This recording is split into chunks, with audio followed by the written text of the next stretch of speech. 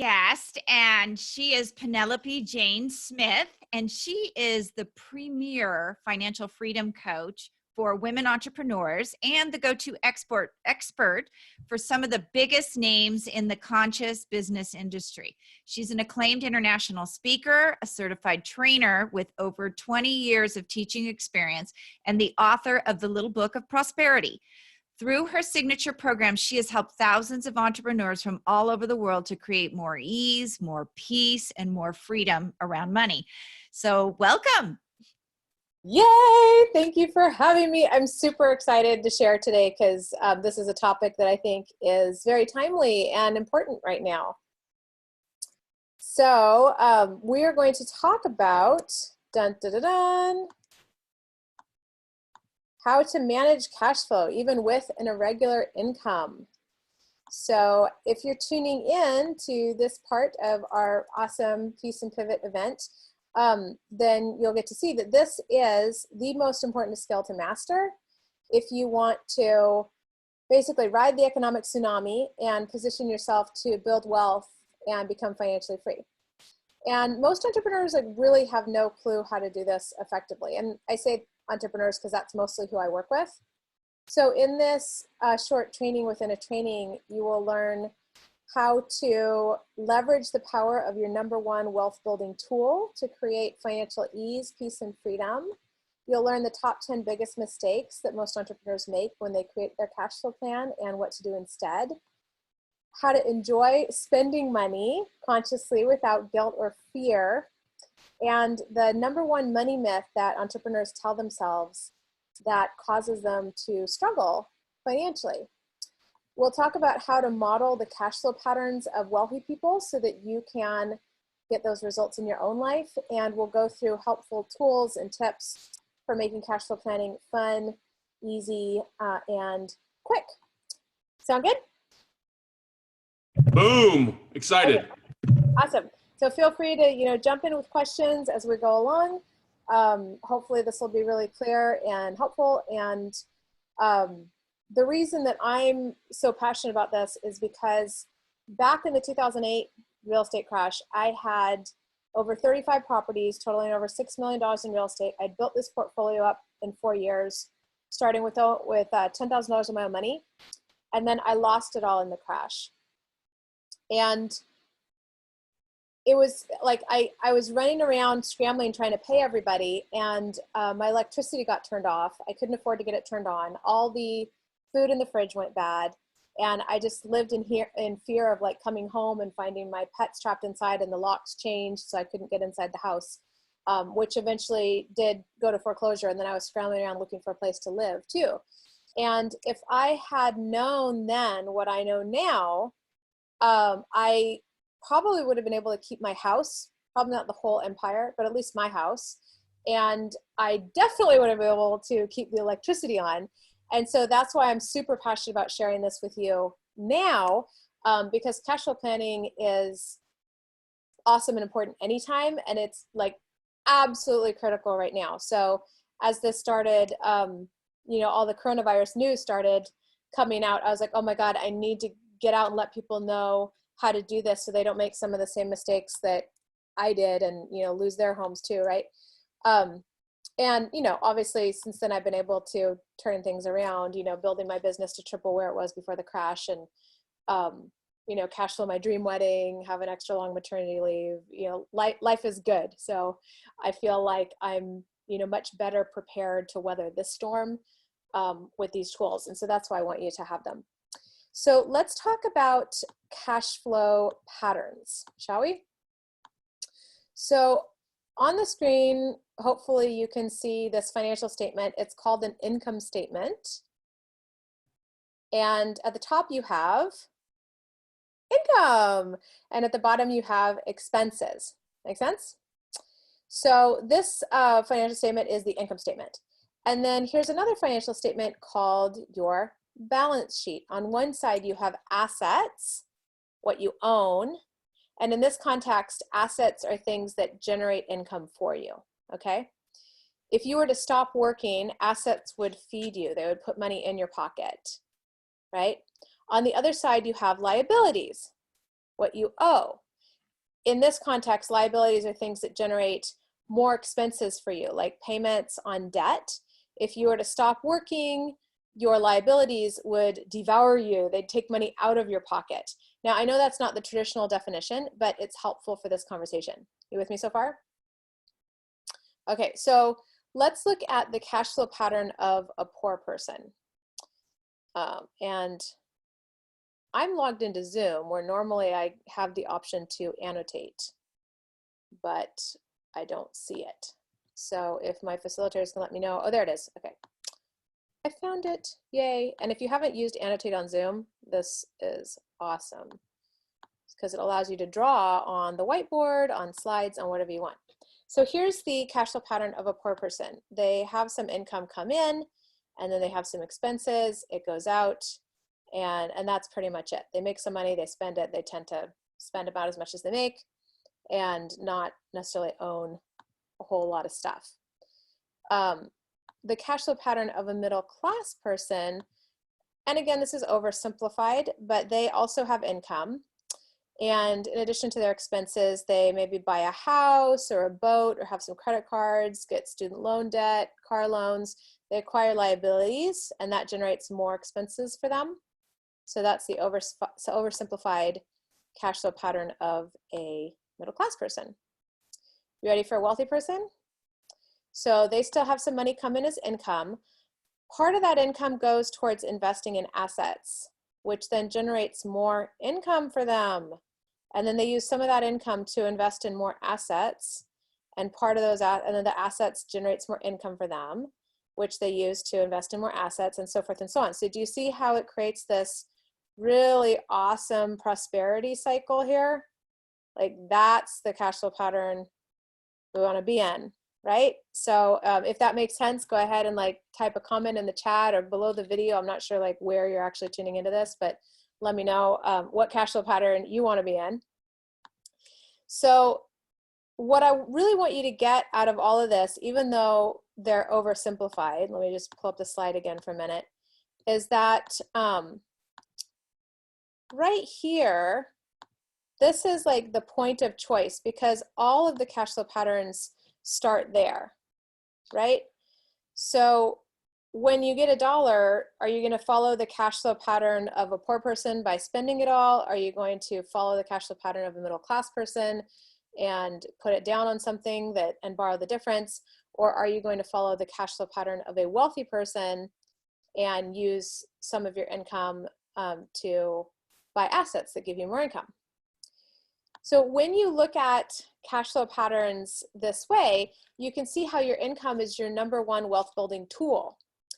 And you do that by putting some of that income into assets, which then go on to generate much more income for you than you could generate for yourself. Your money can work way harder for you than you can work.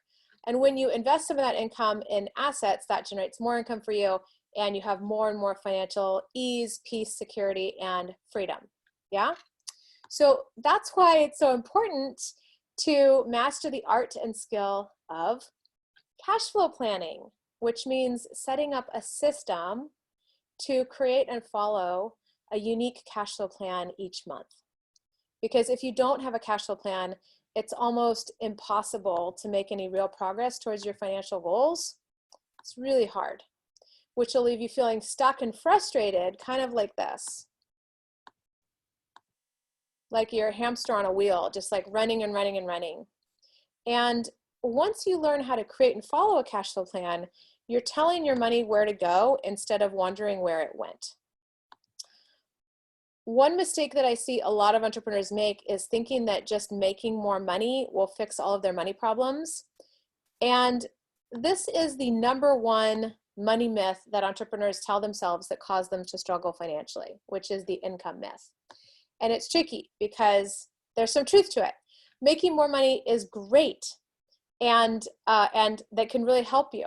But if you aren't following a specific cash flow plan, more money typically just has you running on a bigger hamster wheel, still not really getting anywhere. So what is a cash flow plan? How do we do it? Let's make it happen, all right? So a cash flow plan is another term for budget. But a lot of people feel contracted when they hear the word budget. So I invite you to just like check in with yourself right now. How do you feel when you hear the word budget? Like what sensations do you notice in your body? A lot of people feel some tightness or contraction. A budget feels like something that's going to limit them or restrict them or not let them spend any money or have any fun, right? That's how most people think about it. But actually, you'll see in a moment how this type of cash flow plan can actually have you feel like you got a raise, and it gives you permission to spend money without feeling guilty or afraid that you won't be able to cover your other bills. So another term I use sometimes is a conscious spending plan, but I actually feel like cash flow plan is the most accurate term because it's not just about spending. It's about how are you going to allocate the cash that's flowing in your life, and how are you going to allocate how it flows from there? What is your plan for that? That makes a lot of sense to me. Now, one mistake that most entrepreneurs make when it comes to budgeting or cash flow planning is that they just make a list of their expenses. Maybe they're even tracking their expenses like something in Excel or Quicken or QuickBooks, or they have a bookkeeper track their expenses. And that is a very useful awareness exercise, but that is not a cash flow plan. There's a difference between planning what's going to happen and tracking what already happened, right? If you're driving a car, you want to look through the windshield, right? You don't want to try to make the trip by looking in your rearview mirror. And with making a list of your expenses, the whole focus is expenses. And the law of attraction says that what you focus on expands, right? So if you're focused on expenses, what are you likely to get more of? Expenses, right? A cash flow plan is a plan for the cash that is flowing in. So the idea is you're focusing on how to allocate your income. It's income focused, and you get to decide how to allocate your income. So the cash flow plan is only restrictive if you decide to make it restrictive. You can decide to allocate your entire monthly income to hats if you want to, or hand sanitizer.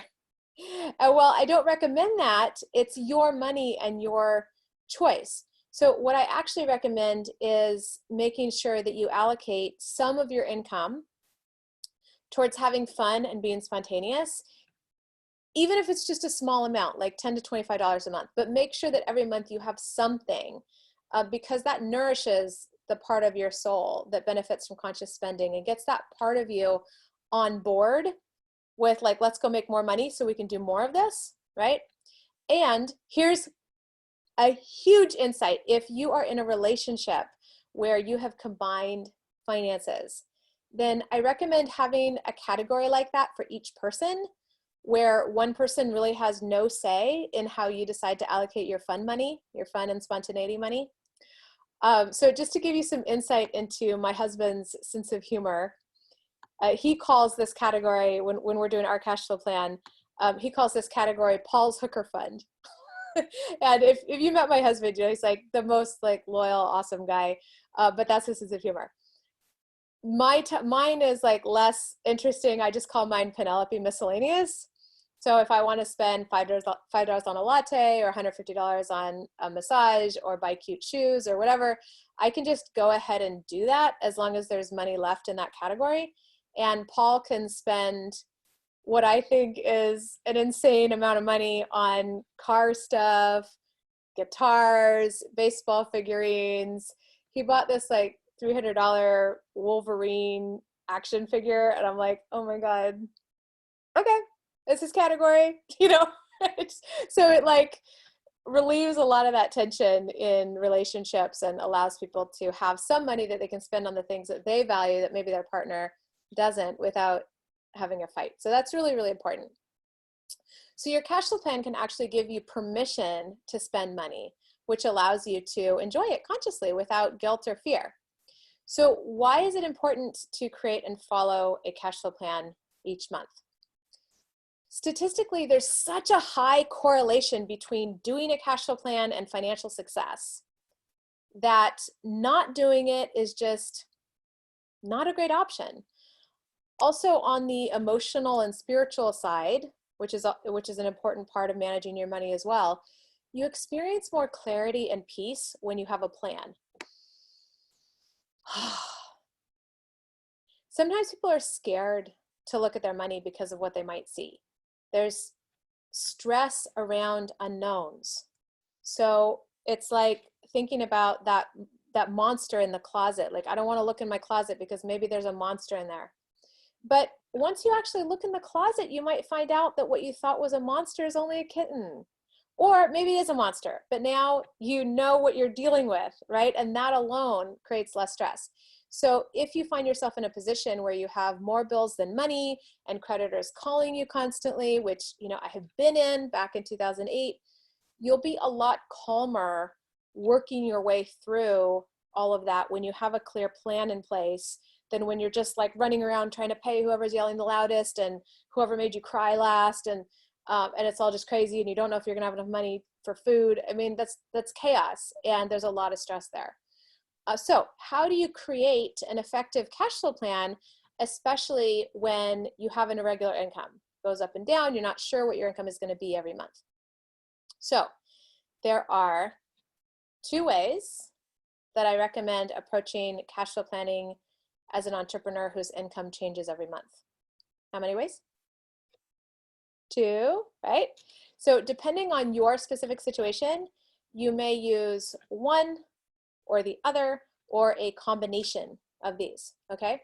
So the first method we're going to talk about works best if you know what your income will be. And I know you might not, but stick with me because we'll get to how to do it if you have no idea what your income will be, and it might be as little as 0. Okay, so one of the biggest questions I get as we're going through this part is, what if I don't know what my income will be? Wait for the second way. Okay, so we're going to cover that in the second method. So the first method works if you know what your income is. Are you with me? So we're going to talk about if you know what your income is, and then we're going to talk about if you don't know what your income is. Okay? So if you don't know what your income will be, just stick with me because I'm going to show you that method after this. So the first method is for what? When you know what your income will be, right? This is called a zero-based budget. If you know what your income will be, it's great to do a zero-based budget. When you're creating a zero-based budget, you list your income at the top, and then you allocate where each dollar or yen or, you know, whatever currency you're using is going, you know, where that's going until you've allocated all of your income, and your income minus your allocations equals 0. So again, this doesn't have to be just expenses. It can be, I'm going to allocate $1,000 towards signing up for this educational program, or I'm going to allocate $1,000 towards putting in my reserve fund, or my kid's 529 plan, or investments. So it doesn't have to be just, you know, money going out. It also doesn't mean that you're going to have a bank balance of 0, okay? Because you can allocate some of your money to sit there as your cushion, for example. It just means that you've given every dollar a job or an assignment before the month begins. You're doing this, you're doing this, you're doing this. It's kind of like if you have a baseball team, you're like, you're on third base, and you're in the outfield, and you're the pitcher, and you know, that's about all the positions I know. I'm not great with baseball, but I know that they have different positions for the people on the team, right? So you can allocate some of your income to expenses, obviously. You can also allocate some of your income to savings or investments. This is how you put yourself into the cash flow pattern of a wealthy person. Allocate some of your income to investing in assets that give you more income, even if it's just a little bit. The habit of managing your money is more important than the amount. So even if you have no income at all right now and you ask somebody to give you $5 and you invest that $5, you're like starting that cycle. So would you like me to show you how this works? Yes. All right, cool. So there's different methods you can use, and I encourage you to use a method that works for you, but I'm just going to show you in an Excel template. So here's a cash flow planning spreadsheet to use if you like spreadsheets. If you don't like spreadsheets, don't worry, you don't have to do it this way. I know people that use a yellow pad, people that use another tool I'm going to show you, which is the one I use actually, but I just want to show you how the zero-based budget works. So my favorite tool for cash flow planning is actually a free budgeting tool called EveryDollar, which I'll show you in a minute. But here's the zero-based budget idea. So let's say, here's my company, Real Prosperity Inc. And I think that this month I'm going to be able to count on $10,000, let's say. Okay. And let's say I also have an Airbnb side business, and right now, you know, that's taking a hit, but I still have one person that's staying in my Airbnb for the month, sheltering in place, let's say. And that's gonna, there's $1,500 a month coming from there. And then let's say that I'm expecting somebody to give me a gift for my birthday for $200. My birthday's not this month, but I'm just giving you examples. So that's the income part, right? And now let's do allocations. So you've heard pay yourself first. This is how. Look at the allocations before you look at the expenses. So these various different accounts, we're not going to go into all these. This is something that I, you know, teach in my Prosperity 101 course, which I'm not even going to make an offer for here. But let's see, reserves or contingency account. This is a nice thing to have, especially right now. So you might say, okay, I want to put $1,000 into a just in case, you know, fund, and maybe I want to put $200 into my son's 529 plan for education, and I'm going to put $500 into my IRA, let's say. So now I've allocated $1,700 towards savings and investments. And groceries, you know, we actually spend kind of a lot on groceries, at least I think we do. And restaurants, we're foodies, so that's pretty high. And then we just kind of go through like this. So like electricity, I think that'll be about that. I think the gas is actually roped in. Cell phones, $300 on that. So you just kind of go through, and down here it'll show you, you know, how much you've allocated, how much you have left to allocate. If you have debt, so you can decide like how much to put on each one. I recommend making minimum payments on everything and just attacking the smallest one as much as you can. So you would say, okay, I'm going to put $500 on debt number one, and I'm going to just do the minimums on these, for example. We actually don't have to worry about that. But that's how you would do it if you did. And then if you wanted to put business in here, my business operating expenses are like $3,500. Non-monthly expenses, I actually included it in that operating. So there you go. So I still have $4,000 left to allocate. Let's say that I want to spend it on fun. We're just doing this really fast so you can see the process. I'm not going through all the categories. So then, boom, here we go. Total income allocated, income left to allocate, that's zero. So now we have a zero-based budget, which means that I've allocated every dollar, and every dollar is planned for. That make sense? So Juliet says, can we get a copy of that spreadsheet? I would be happy to share. I'm not quite sure how to do that. So for the people that are hosting this, let me know where I can. You email it to me. I'll make sure everybody that's attended gets a copy of it. There you go. But okay, so I'll send it to Scott so you can get it. However, I'm going to show you something even better than the spreadsheet, and this you can go get immediately. Okay. So this is a free app called EveryDollar, and it's there's an EveryDollar Plus version where you can pay a little bit to have your transactions automatically added to it. But what you can do is you can set up the cash flow plan on your computer, and then you can also track it on your phone. And so here's what it looks like when you log in. So let's say, okay, $10,000 a month from here and $1,500 a month from here. So you can create it, and it does all the math for you. So it's like, okay, $11.20 left to budget. If you want to add something, so let's say I want to add that gift. Okay, so here I am again, super fast. Do I want to give any to charity? Sure, I'll give some to charity. Here's that $1,000 I want to put in I call mine a reserve fund instead of emergency fund. Let's put $200 in the 529 plan. Let's add my IRA here, put 500 bucks in that. So you can add categories, you can delete categories. You're like, what's that? I don't want that. Boom, gone, right? And then it'll also track for you. So say, look, okay, you have 900 or 9,500 left to budget. And if you wanted to do your business, if your business is pretty small, you could do your business planning and your personal all in here. I was doing that for a few years. So you can add a group. So let's say, you know, here's my business, RPI business, and then you can add items. So here I have like Infusionsoft is $2.99 a month, and my VA is $1,000, and what else?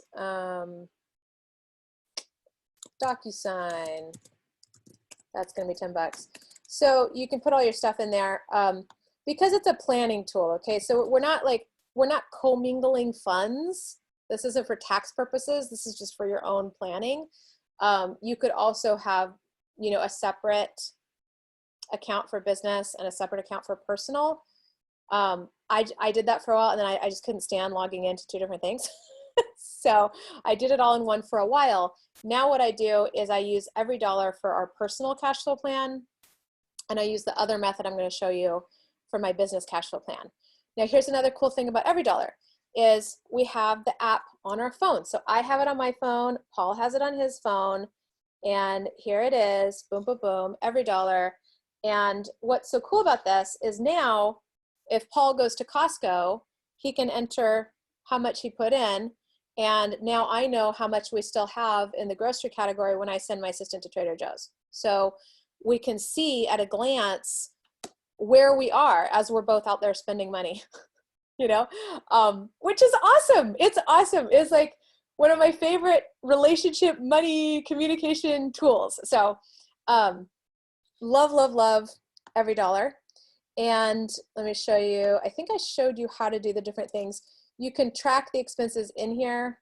I like to track the expenses on my phone, but if you wanted to track in here, you would go to transactions, add new. Let's say I spent, you know, sure, $89, why not? I spent $89 at Trader Joe's, and that goes in the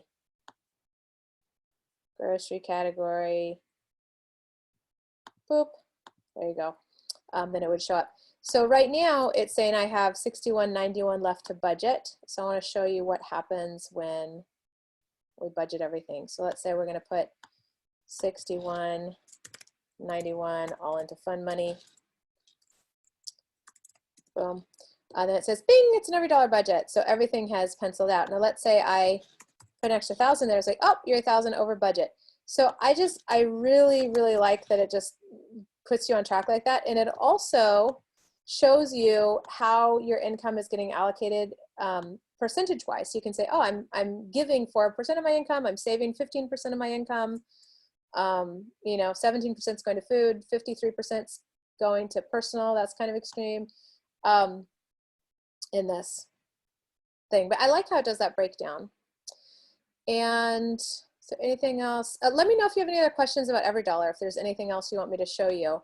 But you can see, like, here's how much I have left in each category, here's how much I've spent in each category, and you can also see that on the phone. So that's awesome. And it's free, like, oh!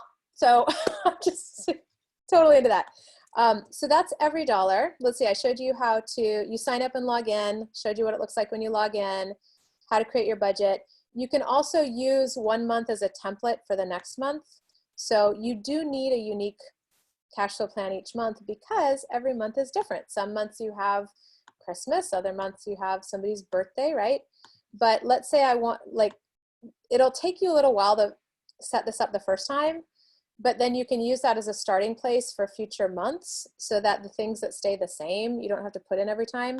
So let's say I wanted to create one for May. If I click start planning for May, it'll just copy April's budget and then I can go in and adjust it. Pretty cool, right? So that is EveryDollar. That's how I shared about how my husband and I handle cash flow planning.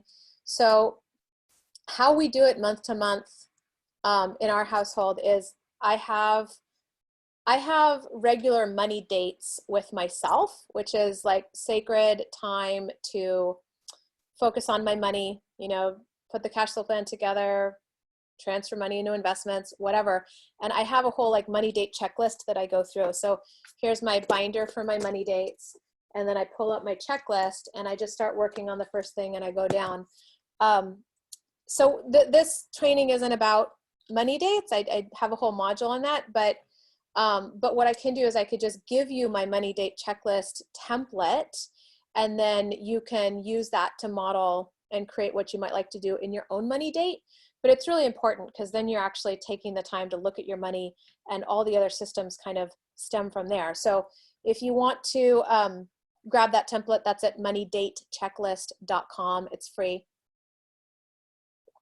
Again, moneydatechecklist.com.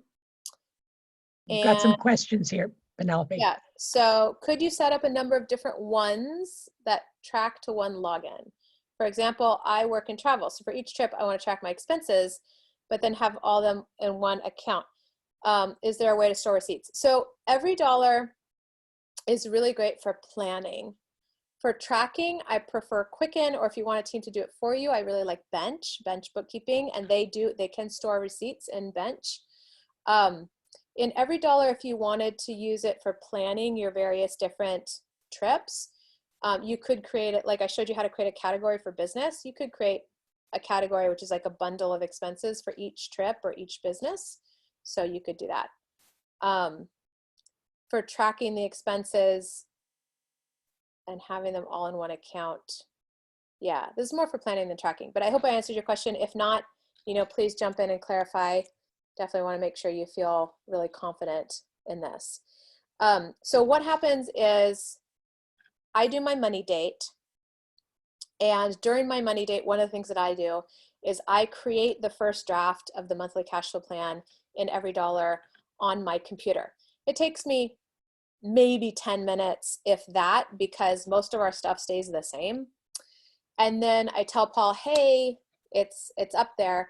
And either we have a money date together where we review it, or he reviews it and proposes changes. I'll just let you know right now, he'll be like, more money for restaurants, more money for concerts. That's typically his feedback. Once we've agreed on the plan for the month, then we track our expenses when we're out and about with the app, right?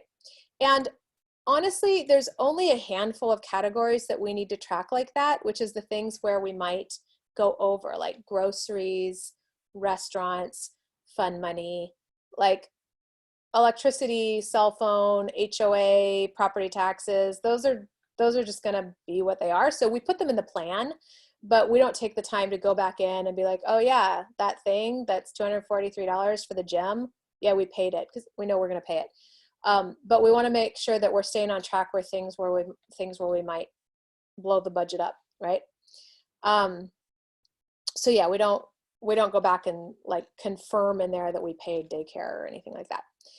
If you hate the idea of tracking, then a super simple way to make sure you stick to your plan is to use cash envelopes for those categories where you might go over, like groceries or restaurants. And here, I'll show you a tool for this too.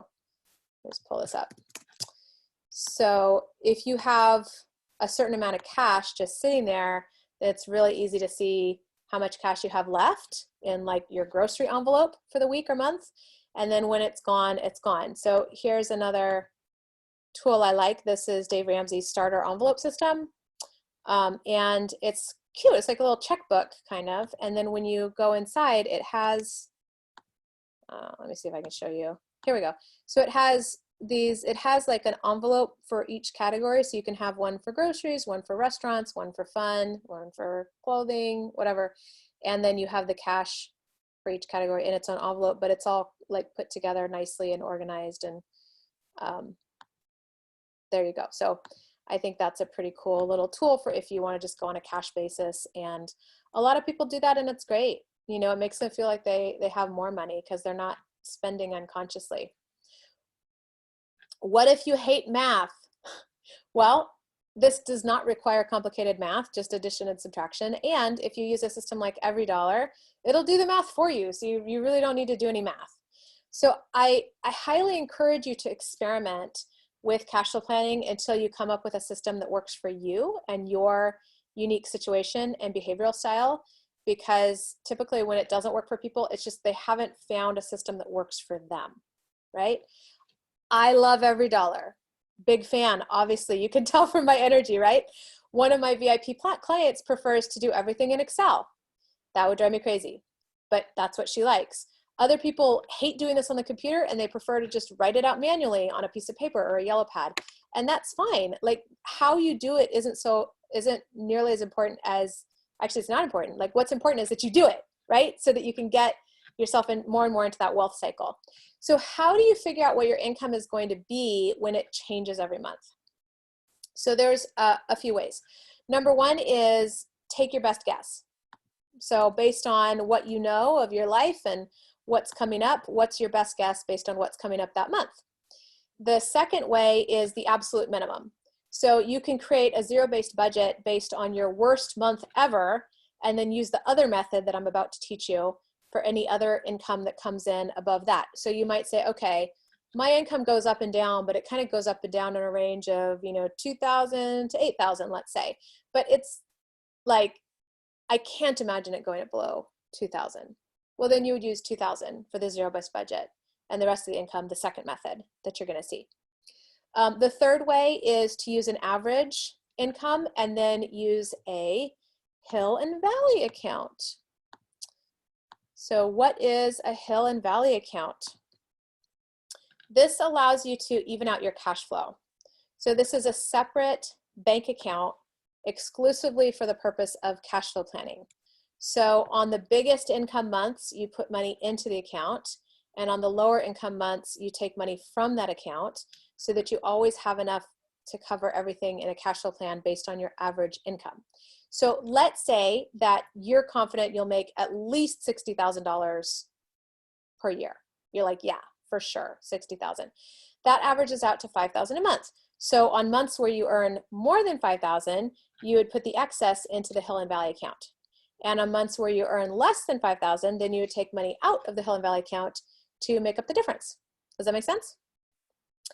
And then the fourth method is actually my favorite way of doing it because it requires zero guesswork and no separate account, is to use the previous month.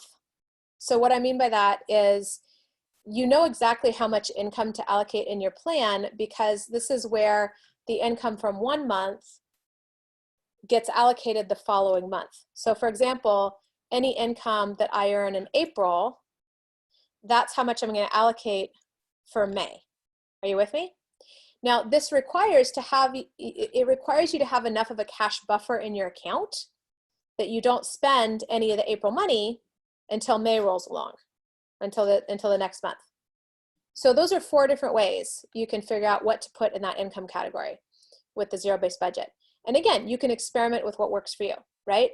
You have lots of permission to mess up and not be great at this because trial and error is the best way to create a system of managing cash flow that works for you personally.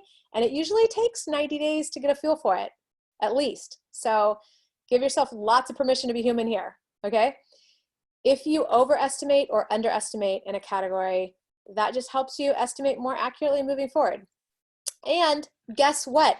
This is not set in stone. So you can actually update your plan throughout the month. So you may have forgotten to include buying a gift for someone's birthday, or maybe this is the month where your car registration is due. Like right now, I budgeted a certain amount for childcare. It's gonna be more because, well, I'm doing this interview. So I'm like adding extra things beyond when I thought I needed childcare. So I'm gonna have to adjust based on that, right? So maybe you need to pull a little from other categories to cash flow those things. And it's okay if you don't create the perfect cash flow plan, right?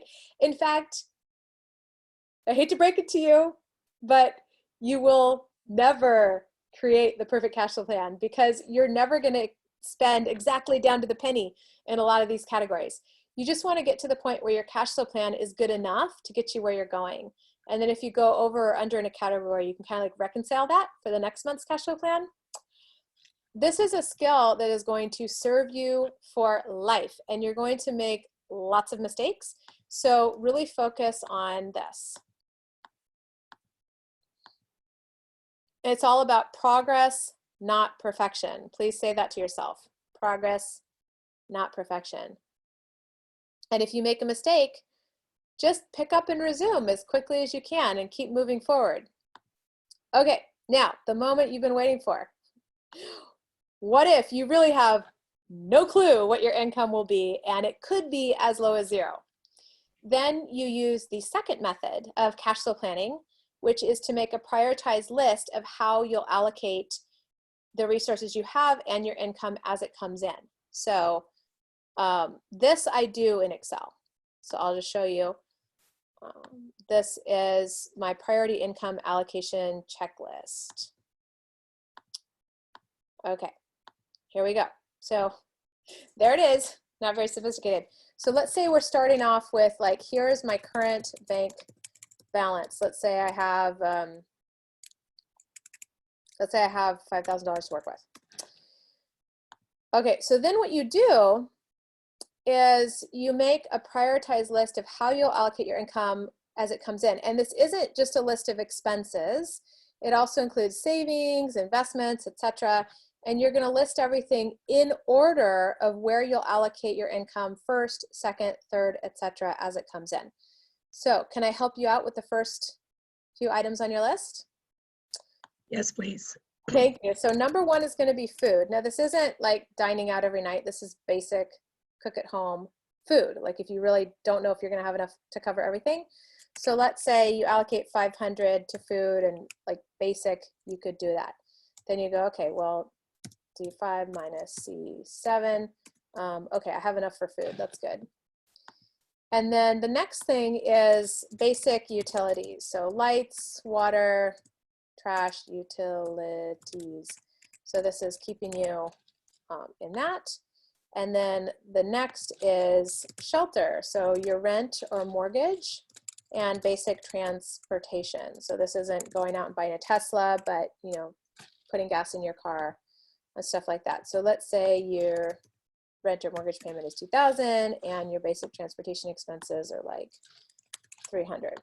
So then you can see how, oops, you can see how you're doing here. Here's how to do a formula in Excel. So this is D7 minus C8 does the math for you.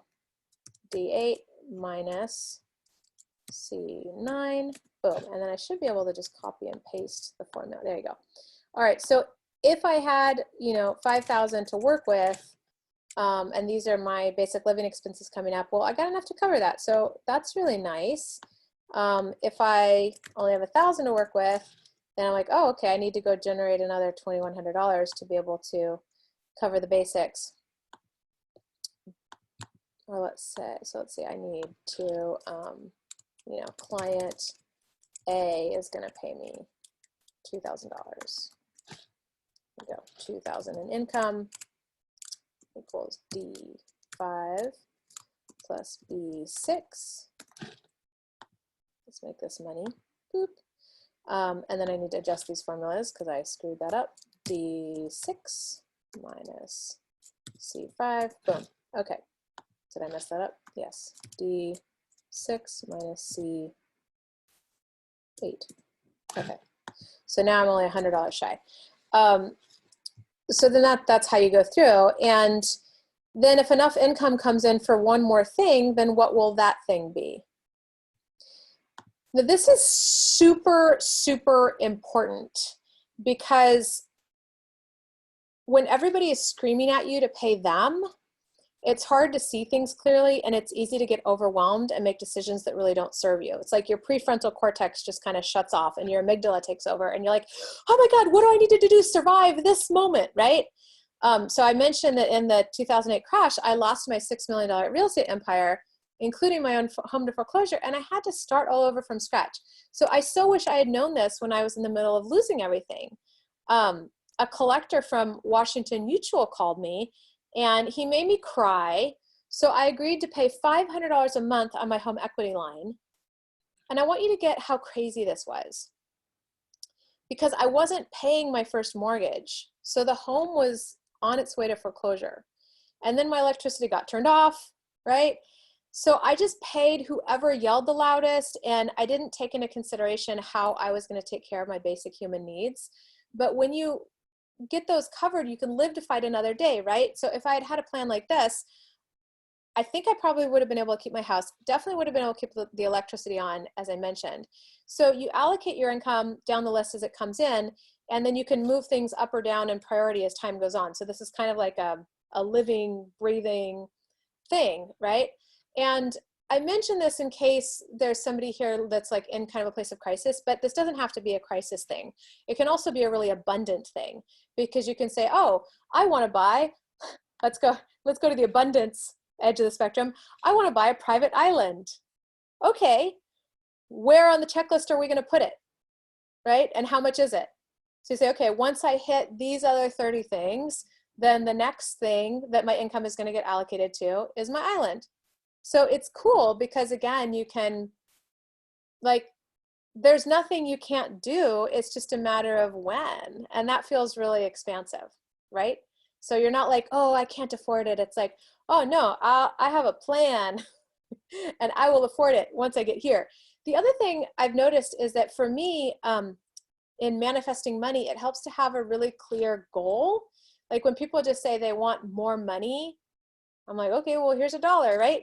But if you're doing this plan and you see, okay, in order to cover everything I want to cover and invest in this program and buy my island, like this is how much I need. Well, now you have like a specific vision, and then your brain starts getting all these like cool creative ideas and solutions for like, okay, well, how can I come up with that amount, right? So like when I was in the middle of losing everything, I got invited to attend a high-level mastermind on Sir Richard Branson's private island. This is a billionaire's private island in the Caribbean. It was a $50,000 investment. And I had like no money, no income, no credit. You know, my credit had been a train wreck. But I had this like, you know, deep intuitive hit that I was supposed to be there. And with that clear goal of 50,000, I was like, okay, how can I do it? And I told my inner critic to just go take a coffee break, and I came up with like as many ideas as I could. I was like, I'm not stopping until I have at least 10 ideas. Well, what could I sell for $50,000? How could I sell 5 things for $10,000? And I had 4 days to come up with the money.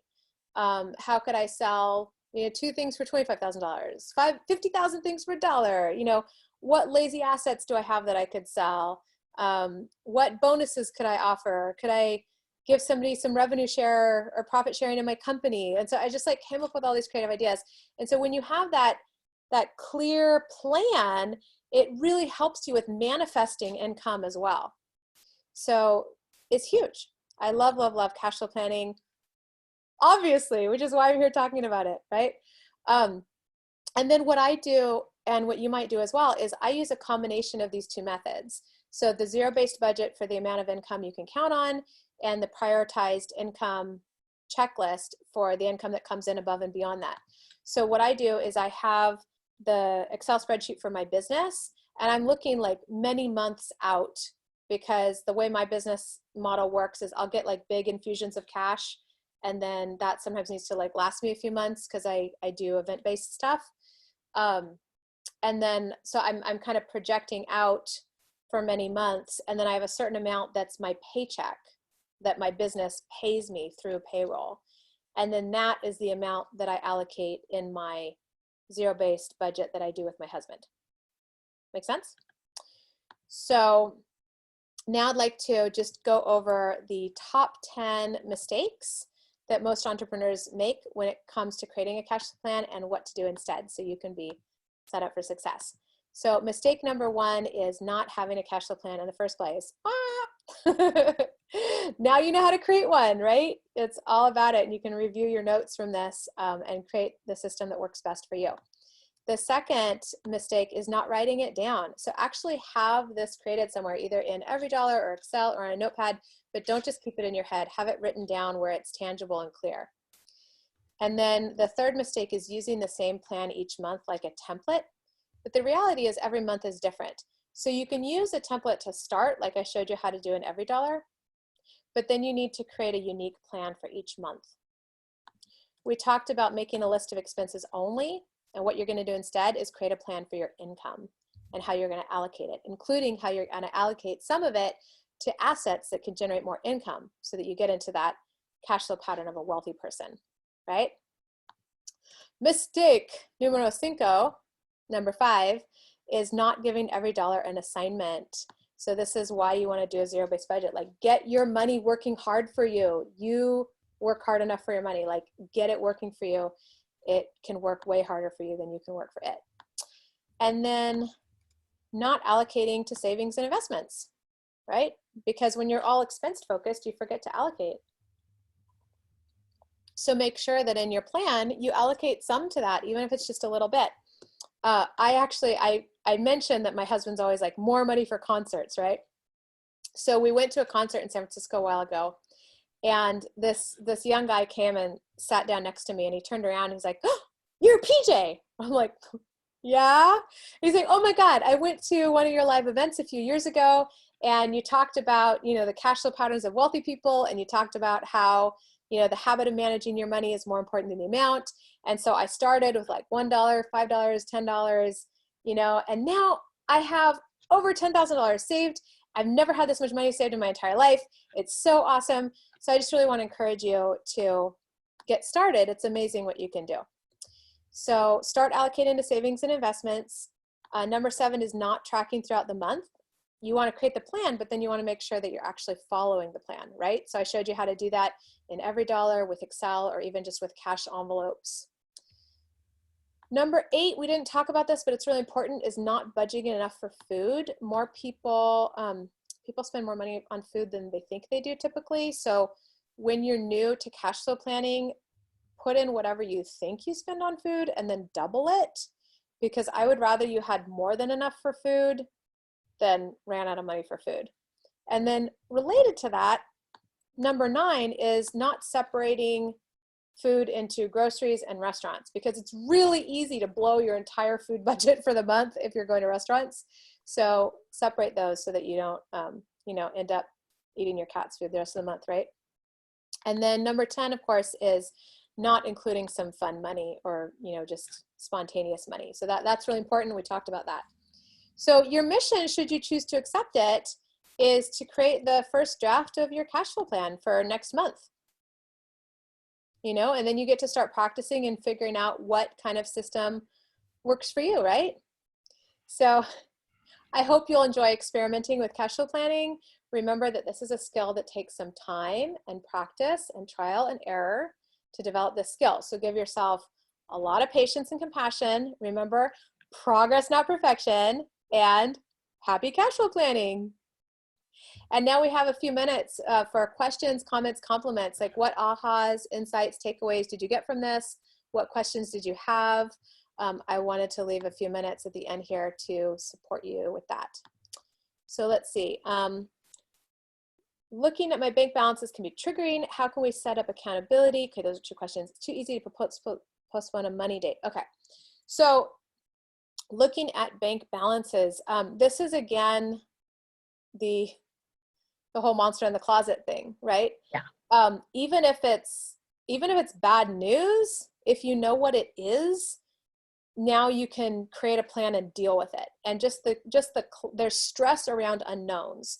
So just the clarity can let go of some of that stress. So in terms of a money date, in order to make it like fun and not as triggering, I would encourage you to make a nice ritual out of it. So when you get the money date template, the money date checklist template at moneydatechecklist.com, you can create your own money date checklist with that.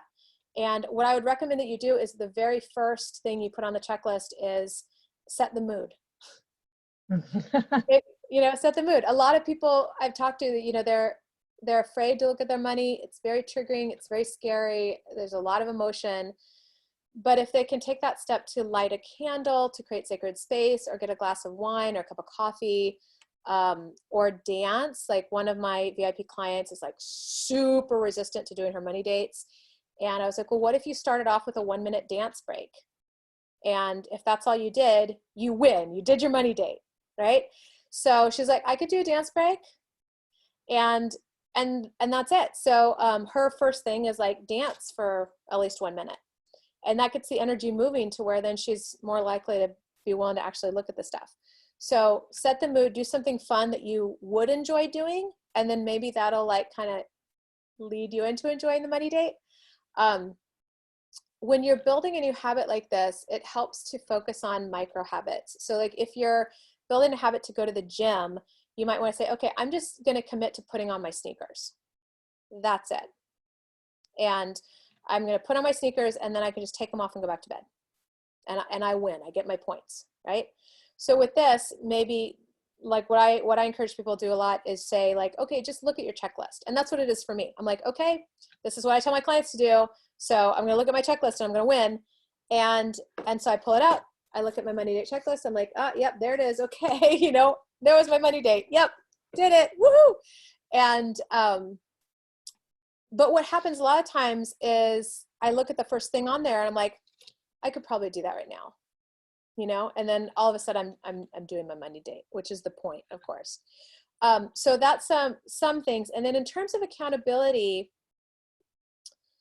one of my favorite tools for accountability is, this is another free app called Stick. You're probably familiar with this, but it's like the carrot or the stick, right? So you can create a stick contract. You can sign up for this for free. The hardest thing is remember how to spell it. It has 2 Ks. So it's stick with 2 Ks.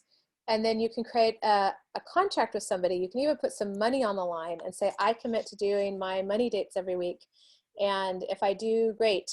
But you can have it set up to where like, if you don't, it'll donate, you know, let's say if I don't do this, I'm going to donate $100 to this charity. Or you could make it like an anti-charity, like something you don't believe in. You're like, oh God, no, I can't have $100 go to, okay, I don't want to offend anybody, but like, oh no, I can't stand $100 going to Donald Trump. I gotta do my money date, right?